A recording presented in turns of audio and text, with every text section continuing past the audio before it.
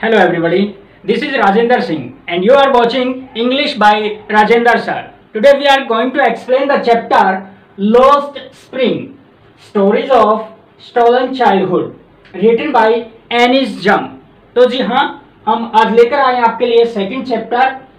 उसके main points मैंने यहाँ लिखे हुए हैं, तो हम उनको लेकर डिस्कस करेंगे उस चैप्टर पर। यहाँ दो कैरेक्टर हैं इस चैप्टर में, एक साहिब है जो रेड पिकर है और दूसरा है मुकेश जो बैंगल मेकर है, चूड़ियां बनाने वाला है। तो दो लड़के हैं, बहुत ही गरीब स्थिति में अपना जीवन यापन करते हैं। उन दो लड़कों की स्टोरी आज एक्सप्लेन कर रहे हैं।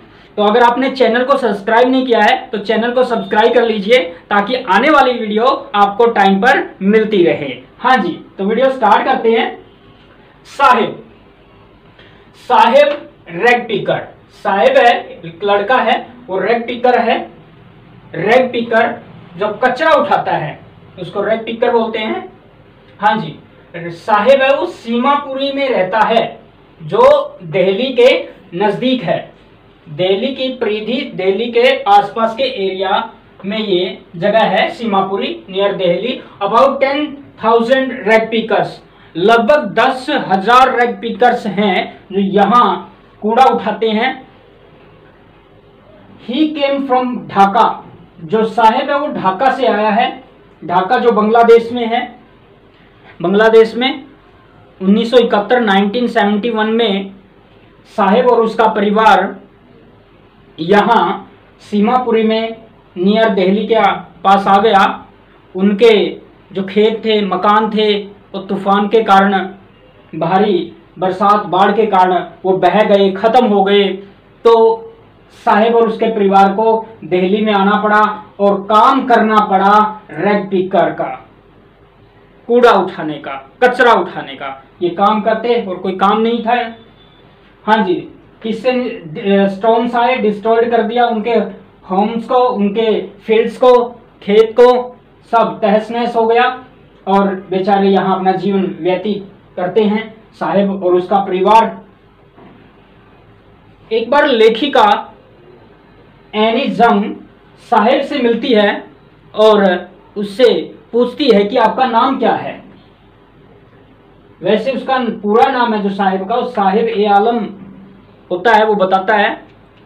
लेकिन साहिब को खुद नहीं पता कि उसका जो नेम है साहिब ए आलम, उसका मीनिंग होता है Lord of the universe. Universe का लॉर्ड, भगवान, मालिक, यूनिवर्स का, लैंड का नहीं, इस संसार का नहीं, यूनिवर्स का, ब्रह्मांड का। खुद साहिब को भी इस बात का पता नहीं होगा कि उसका जो मीनिंग है नेम का वो ये अर्थ रखता है। वो साहिब वो तो खुद का मालिक नहीं है, इतनी गरीबी में अपना जीवन व्यतीत करता है। हाँ जी, मिजरेबल कंडीशन है जहां साहिब और उसका परिवार रहता है। बड़ी ही मिजरेबल, दयनीय स्थिति, कंडीशन में, लोट जो कंडीशन है उसमें रहता है, जीवन यापन करता है। उनके हाउसेज हैं वो मड, मिट्टी के हैं। रूफ्स, उनकी जो छतें हैं वो जीर्ण शीर्ण, बिल्कुल ही घास फूस की झोपड़ियाँ टाइप बनी हुई है। टीन की छत और उन पे तिरपाल लगी हुई है। उस पे जो एक गवर्नमेंट है जो उनको पानी प्रदान करना चाहिए, वहाँ जल की निकासी भी नहीं है, सही पानी, अच्छा पानी भी नहीं मिलता उनको पीने के लिए। और जो गंदी नालियाँ होती हैं उनके घरों से बाहर, जो नाला चला जाए, गंदगी ना रहे, तो वहाँ जल निकासी की भी कोई व्यवस्था नहीं है। ऐसा जीवन व्यतीत करता है साहिब और उसका परिवार। एनी जंग एक बार और उससे मिलती है साहिब से और पूछती है, गो टू स्कूल, स्कूल जाओ बच्चे, क्या क्या कर रहे हो, स्कूल जाना चाहिए, बच्चे हो अभी, तुम्हारी कमाने की उम्र क्या है, सभी पूछते हैं। तो जी सबसे पहले पेट होता है, उसके बाद पढ़ाई होती है। अगर गवर्नमेंट चाहती है कि सभी बच्चे स्कूलों में आए, उनकी संख्या बढ़े, तो पहले गरीब लोगों के पेट का इंतजाम कीजिए। इस जिंदगी में सबसे पहले पेट जरूरी है, भूख जरूरी है।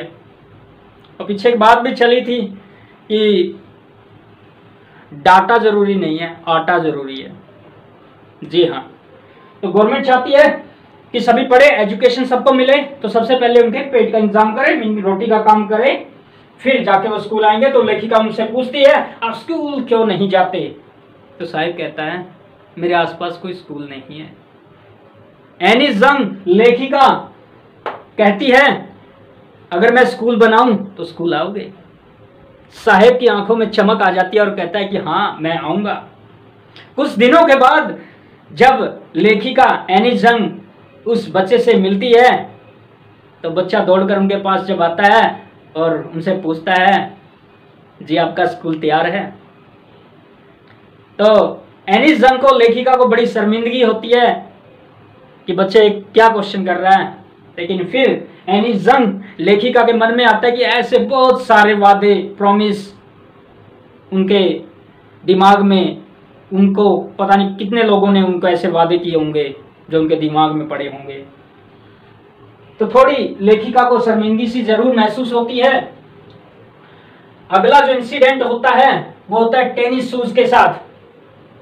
लड़का एक टेनिस ग्राउंड, वहां एक गेट पर खड़ा होता है। लेखिका उनके पास आती है, देखती है कि साहिब गेट पे खड़ा है और दो बच्चों को खेलते हुए, टेनिस खेलते हुए देख रहा है।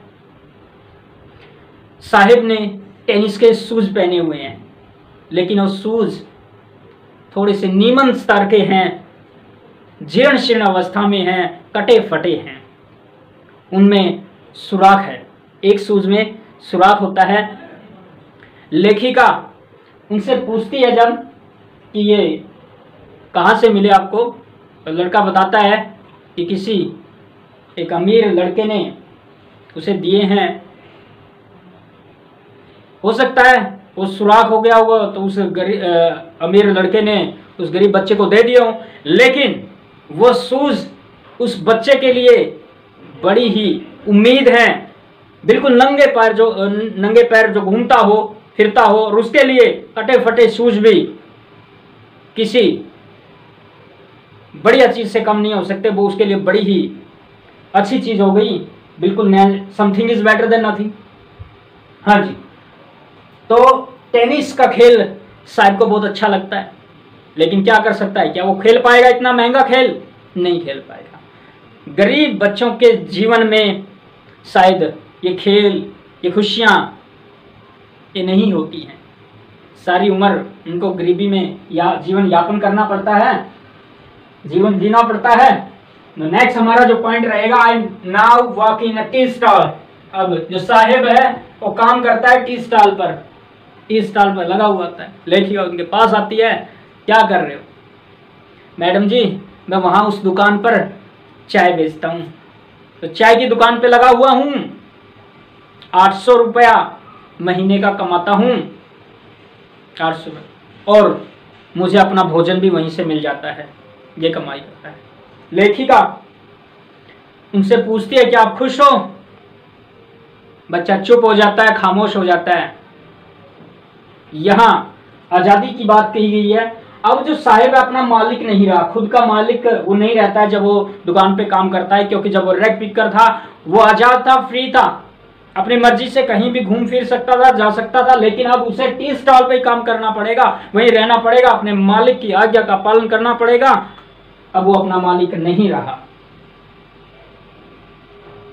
ये फ्रीडम को लेकर ये बात कही गई है। I am paid 800 rupees and all my meal, मुझे मिलता है द कंटेनर, सॉरी कैनिस्टर, बर्तन जिसमें वो चाय रखता है, बिलोंग्स टू द मैन, उस आदमी का होता है, उसका नहीं। उसका तो रैक पिकर वाला झोला होता है जो अपनी मर्जी से कहीं भी आ जा सकता है। अब जो कैनिस्टर है वो उस आदमी का है जिसकी वो दुकान है। Sahib is no longer his own master. अब साहिब अब खुद का मालिक नहीं रहा, अब वो किसी और के अंडर काम कर रहा है। तो ये साहिब की स्टोरी थी। नेक्स्ट जो पड़ाव आता है मुकेश की स्टोरी का, उसकी स्टोरी पे भी प्रकाश डाल लेते हैं। तो क्या होता है मुकेश के साथ, कौन होता है ये मुकेश? ये मुकेश है जो ये बेंगल मेकर्स है, चूड़ियां बनाने वाला है। इनका सारा परिवार चूड़ियां बनाने का काम करता है। हाँ जी, फिरोजाबाद में चूड़ियां बनाई जाती हैं और फिरोजाबाद चूड़ियां बनाने के लिए फेमस है। और फिरोजाबाद जो उत्तर प्रदेश में है, I want to drive a car. सबसे पहला पॉइंट आता है कि I want to drive a car, मैं कार चलाना चाहता हूं। कौन कहता है जी? मुकेश कहता है। ये कार चला पाएगा? क्या इसकी ये इच्छा पूरी होगी? नहीं हो सकती, बहुत गरीब है, लेकिन इच्छा है, बच्चा है, पता नहीं है। इच्छा तो है जी। I want to drive a car, I will be a motor mechanic, मैं एक मोटर मैकेनिक बनूंगा। ये अपनी मर्जी से मोटर मैकेनिक बन सकता है। क्या गरीबी इसको मोटर मैकेनिक बनने देगी? शायद नहीं। यही इनका भाग्य होता है। Work in the glass furnace, फैक्ट्रियों में, ग्लास की फैक्ट्रियों में वो काम करता है। विद हाई टेम्परेचर पर वो चूड़ियां बनाते हैं, बैंगल बनाते हैं। इन डर्टी सेल्स, गंदी सेल्स कोठरियों में। सेल्स बहुत ही कम एरिया होता है, स्पेस होता है, अच्छे से सांस भी नहीं आती है।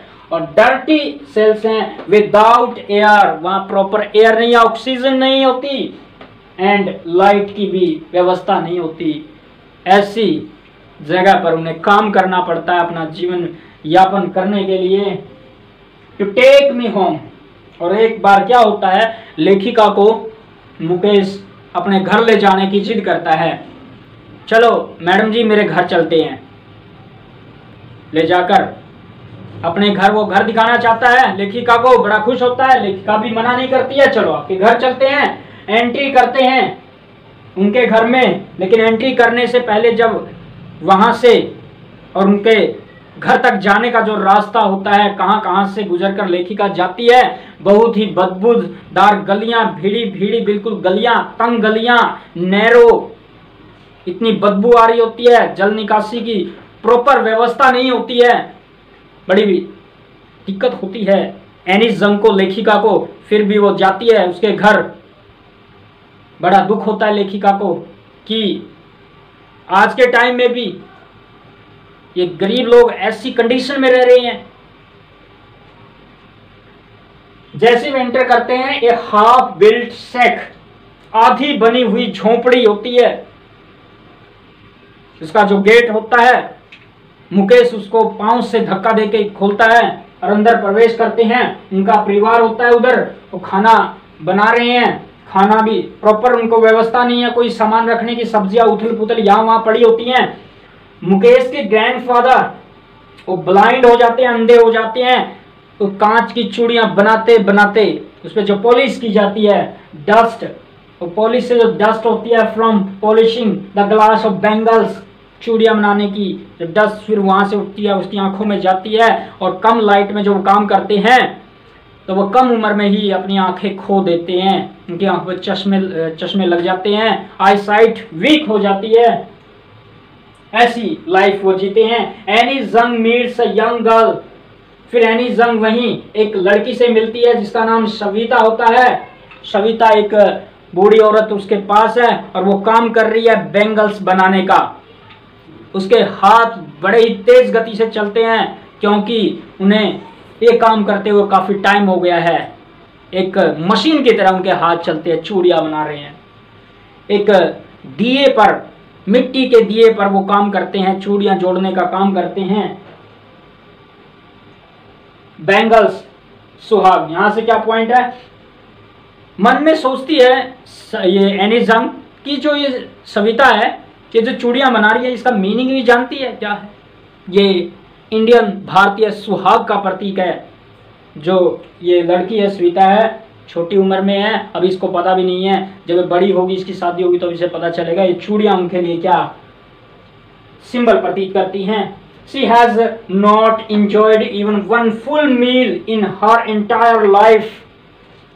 जब वो बूढ़ी औरत एनी जंग लेखिका से बात करती है तो एनी जंग को बड़ी हैरानी होती है, मुझे भी हैरानी होती है और आपको भी हैरानी होगी कि कमाल की बात है, अपने पूरे एंटायर लाइफ में, पूरी लाइफ में, अपने जीवन में कभी भी वो वन फुल मील, एक टाइम, किसी भी टाइमिंग वो भर पेट भोजन ही नहीं कर पाई, उसका आनंद ही नहीं ले पाई। कमाल की बात है। अच्छा मिलता होगा खाना, आपको बढ़िया मिलता होगा, लेकिन कुछ ऐसे भी लोग हैं, गरीब लोग हैं, पूरी लाइफ भरपेट भोजन उन्हें नहीं मिल सकता। कमाल की बात है, हम इस बात को सच मान ही नहीं सकते, नहीं ये हो नहीं सकता, भरपेट भोजन ना मिला होगा। लेकिन ये हकीकत है, ये सच्चाई है, जब वो बूढ़ी औरत लेखिका को ये बात कहती है। रोटी, कपड़ा और मकान, ये रिस्पॉन्सिबिलिटी है हमारी सरकार की, ये मिनिमम रिक्वायरमेंट है। कोई रोटी, कपड़ा और मकान, मेन रूप से रोटी, उसके अभाव में कोई मर जाता है, ये शर्म की बात है हमारी सरकार के लिए, हमारी गवर्नमेंट के लिए, हमारे बड़े जो ऊपर रिस्पॉन्सिबल हैं इस बात के लिए, उनके लिए।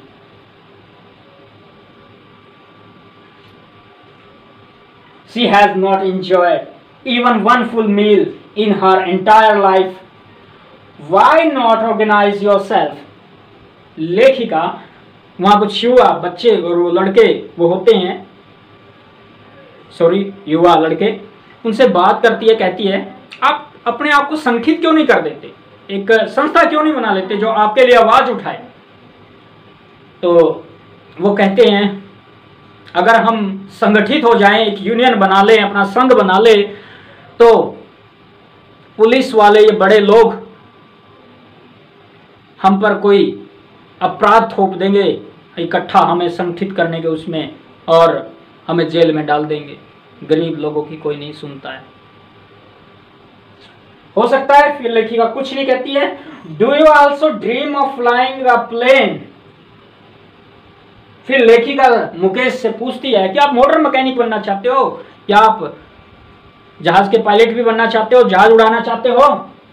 ड्रीम एक सपना लेते हो, फ्लाइंग ए प्लेन, एक प्लेन उड़ाओ। तो ये जो मुकेश एरोप्लेन का सपना ले सकता है, ये कार का भी सपना नहीं ले सकता है। बट क्या होता है, ये साइकोलॉजी है, जो हमारे आसपास इन्वायरमेंट होता है तो हम इच्छाएं, कोई आस उम्मीद, उसी के बारे में सोच सकते हैं। जो हमारे आसपास कोई चीज है ही नहीं है तो बहुत ही रेयर चांसेस बनते हैं कि हम उसके बारे में सोचें। तो क्या होता है, few airplanes fly over Firozabad. Firozabad के ऊपर से फ्यू प्लेन्स ही उड़ते हैं। हाँ जी, अगर ज्यादा प्लेन उड़ते मीन वहां बार बार कोई प्लेन आ रहा होता, जा रहा होता, क्या पता बच्चा उसके बारे में भी सोच ले। साइकोलॉजी है कि आप अपने बच्चे को इन्वायरमेंट दीजिए, अगर जो इन्वायरमेंट में वो बच्चा रह रहा है वो उसी से बहुत कुछ सीखता है। अगर आप, इससे जाहिर होता है कि अगर मुकेश वहाँ कार चल रही है तो वो कार के सपने ले रहा है, अगर वो बहुत सारे जहाज वगैरह वहाँ होते उड़ते और ऐसा होता तो क्या पता वो उनके भी सपने ले ले। सपने लेंगे तभी तो पूरे होंगे, सपने ही नहीं होंगे, इन्वायरमेंट ही नहीं होगा तो बच्चा ग्रोथ भी नहीं कर पाएगा। तो यहाँ से हमें वो चीज़ भी सीखने को मिलती है। और हमें यहाँ एक बात और सीखने को मिलती है, जो ग्रामर का टॉपिक जो आता है, few, uh few, the few, little, a little, the little. हाँ जी, यहाँ फ्यू आया, यहाँ ए कुछ भी नहीं है, तो फ्यू एरोप्लेन्स का मतलब है, एयरप्लेन्स का मतलब है फ्यू, नेगेटिव यानी कि न के बराबर एयरप्लेन्स। अगर ए लगा होता तो कुछ होता, पॉजिटिव सेंस होती, यहाँ नेगेटिव सेंस है बिल्कुल, फ्यू नाम मात्र ही उड़ते हैं, इसलिए वो सपने नहीं ले सकता। तो हमें दोनों बातों से यहाँ साहिब और मुकेश की स्टोरी के बारे में पता चला। नेक्स्ट वीडियो में इनके सेपरेट से रूप से इसका लॉन्ग क्वेश्चन आएगा, एक इसका लॉन्ग क्वेश्चन आएगा। इस चैप्टर से हम 2 लॉन्ग क्वेश्चन लेकर आएंगे आपके लिए, और आपके एग्जाम के लिए बड़ा ही इंपॉर्टेंट होगा ये चैप्टर क्वेश्चन। तो जी ऐसी ही और वीडियो के साथ मिलते हैं next time. Okay, see you soon.